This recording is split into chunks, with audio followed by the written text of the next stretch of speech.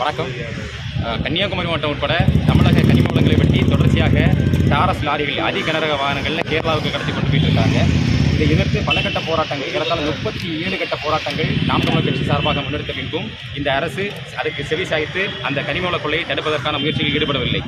அதற்கு நாங்கள் போராடுறது எதுக்குன்னா, கேரளாவுக்கு எங்களுடைய கனிம வளங்களை கடத்தாதீங்க, எங்களுடைய வளங்கள் மண்ணின் வளங்கள், மண்ணின் மக்களுக்கு. அந்த அடிப்படையில் கன்னியாகுமரி மாவட்டத்தில் உள்ள மக்களுடைய இந்த கனிம வளங்கள் அதை உள்ளூர் மக்களுக்கு குறைந்த விலைக்கு கொடுங்க. அது குளிப்பாறைகள், அதாவது எந்த மலைகளையும் உடைக்கக்கூடாது, குளிப்பாறைகள் மட்டும் எடுத்து உள்ளூர் மக்கள் கட்டுமான தேவைகளுக்கு குறைந்த விலைக்கு கொடுங்க. அதுவும் 6 சக்கர வாகனங்கள் வரைக்கும் கொண்டு போகலாம் அப்படிங்கிறது எங்களுடைய நிலைப்பாடு. இது தொடக்க காலம் முதலே சொல்லிட்டு இருக்கோம். டெம்போக்கள், அதாவது டெம்போக்களில் பாவப்பட்டவங்க போவாங்கல்ல, இந்த டெம்போக்களில் 1 யூனிட் வரைக்கும் கொண்டு போகிறதுக்கு அனுமதி வழங்குங்க அப்படின்னு சொல்லிட்டு தான் தொடக்கத்திலேருந்தே போராடிட்டு இருக்கோம்.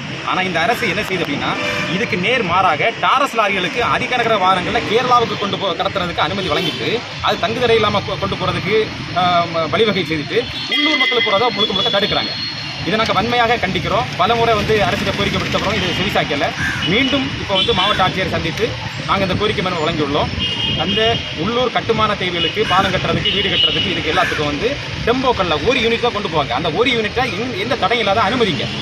அதுக்கு வழங்கியிருக்கக்கூடிய அந்த இது சில தடைகள் விட்டுருக்காங்க. அந்த தடைகள் அத்தனையும் நீக்கிட்டு அவங்களுக்கு கொண்டு போகிறாங்க. தொடர்ச்சி அந்த அனுமதி சீட்டு வழங்கி இந்த இடைமேடைகளில் சில கட்டுப்பாடுகள் வச்சுருக்காங்க. அந்த கட்டுப்பாடுகளை நீக்கி அதை கொண்டு போகிறதுக்கு அனுமதி வழங்குங்க.